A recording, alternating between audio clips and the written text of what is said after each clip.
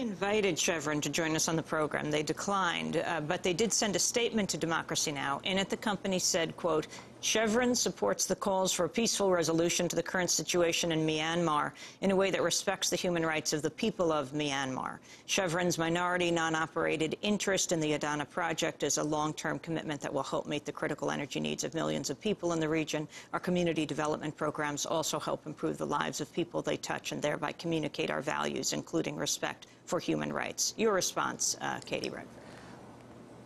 I have a lot of responses to that statement. First of all, if your corporate values include a respect for human rights, you do not hire one of the most abusive militaries in the world to provide security for your project. And that's exactly what has happened on the ground in the region of this pipeline that was Unocal's and now belongs to Chevron. The Burmese military today, as we speak, are providing security for Chevron's project in Burma. So Chevron's rhetoric about values and human rights do not play out on the ground for the people who are living in their pipeline region, who are living with Chevron's security guards, the Burmese military, in their villages, in their homes, doing forced labor for them and committing human rights abuses on Chevron's behalf. With regard to the broader context of this statement and Chevron's support for peaceful resolution, this is a company that pours millions of dollars into the military coffers of the Burmese military junta, and they should wield some more influence than making a general statement supporting peace. If they help by being present in Burma, as they say they do, then now is the time to put their money where their mouth is and stand up and get in the room with their business partners and do a little more than generally calling for a peaceful resolution. They say their presence helps, not hurts. They need to stand up now when lives are on the line and do more than issue a general statement. Katie, your precedent-setting lawsuit against Unocal has it emerged in a victory for your clients, but has it affected any substantive change in the policies of Chevron now in terms of how it's dealing in Burma? Well, Chevron, as you mentioned earlier, acquired Unocal following the settlement of this case. And so Chevron was bound by the provisions of the settlement, which included changes to the human rights situation on the ground and included training for their staff on human rights. So that definitely has had an impact. However, the fact remains that Chevron still uses the Burmese military as their security guards for this pipeline. So fundamentally, that has not changed, and Chevron is still partners with this military and therefore complicit in any human rights abuses that the military carries out on its behalf. I wanted to ask you about Condoleezza Rice. She has made strong statements on Burma, as has President Bush, who announced increased sanctions on Burma at the UN General Assembly speech. Condoleezza Rice at ASEAN, the Association of Southeast Asian Nations, said the United States is determined to keep an international focus on the travesty that is taking place.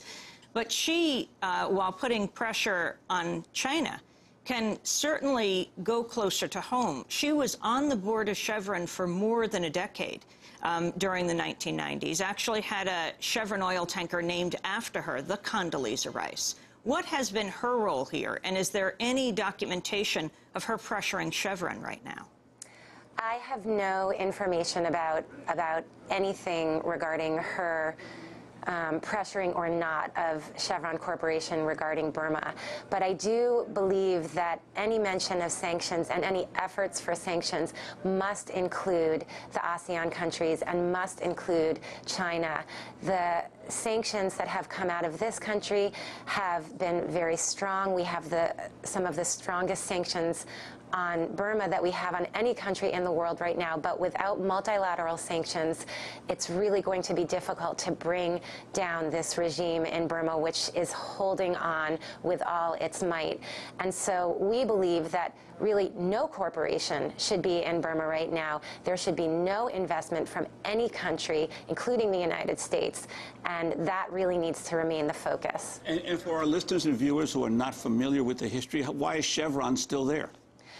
Well, the Burmese Freedom and Democracy Act, in which the United States imposed sanctions on the Burmese regime and created a ban on investment into Burma, excluded from that all existing investment and corporate operations at the time of the sanctions. So Unocal at the time was grandfathered in. Any company that was there at the time of the sanctions was allowed to stay, and then when Chevron acquired Unocal, they acquired the benefit of that grandfather clause. So under President Clinton and Vice President Gore, they grandfathered the California company in. They grandfathered in Unocal, and then it was bought by Chevron, and they stayed. That's right before that law, in December of 1996, I had a chance to interview Aung San Suu Kyi, the Burmese pro-democracy leader. She had just been put under house arrest, and I asked her about Unocal's role in Burma. Well, Unocal is one of those countries which are not interested in justice or freedom or human rights. They're just interested in making a profit where they think they can do so. And I do not think there's any justification for Unocal supporting a military regime just because it thinks that it can make good profits. What we are suffering from in Burma is not lack of investment. What we are suffering from is good government, lack of good government. Would you like all corporations to withdraw from Burma right now until SLORC is forced out? Yes. Well, until SLORC understands that the way forward for the country is not through repression but through reconciliation. And I do not think that all these corporations can do anything to help the country. What other corporations are there? There's Total, which is working with Unocal, and there are also other companies doing business here. That was Aung San Suu Kyi in 1996. She remains under house arrest today. SLORC was the old name for the Burmese military dictatorship, the country that the dictatorship now calls Myanmar. Rangoon, now called by the military dictatorship Yangon. Katie Redford, what has happened to the thousands of monks who are marching in the streets? It's very difficult to broadly say what has happened to all of those people. The information coming out of the country, as you know, has been restricted.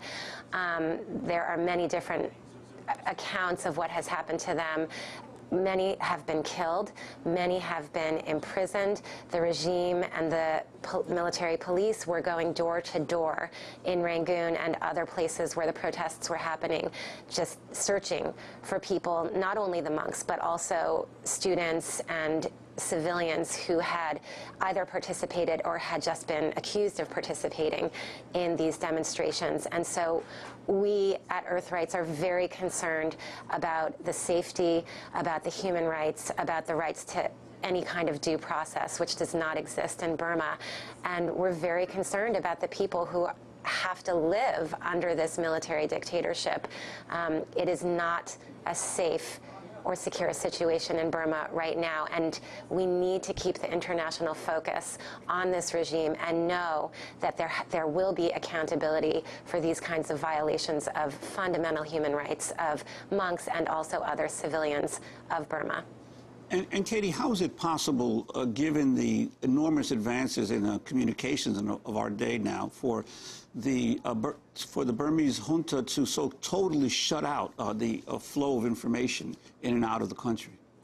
Well, this is something that they've mastered over the years. I mean, the Burmese junta has long controlled all forms of communication in the country, from opening people's mail to listening to people's telephones to making it very difficult for normal average people to own TVs, to own radios, and to have access to the internet. Everything in that country, including communications, is controlled by the military.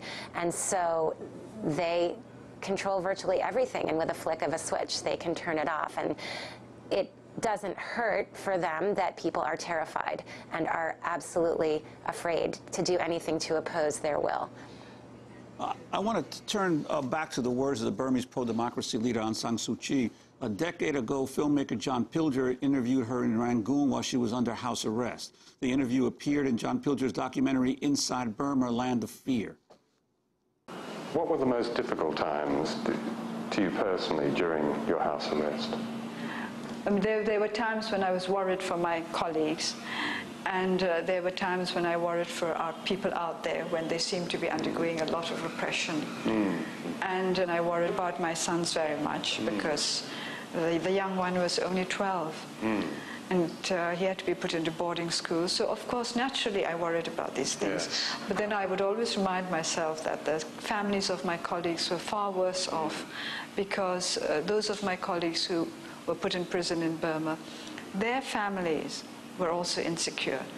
Were you able to stay in touch with Michael during that time? Not throughout that time. There were times when we were out of touch. For how long was there? I think the longest period was for about 2 years and 4 months or 5 months, something like that. No letters or anything during that time? No letters from the children got through? No. I would try to imagine being you and surrounded by a hostile force, cut off from your family, your colleagues and comrades and friends.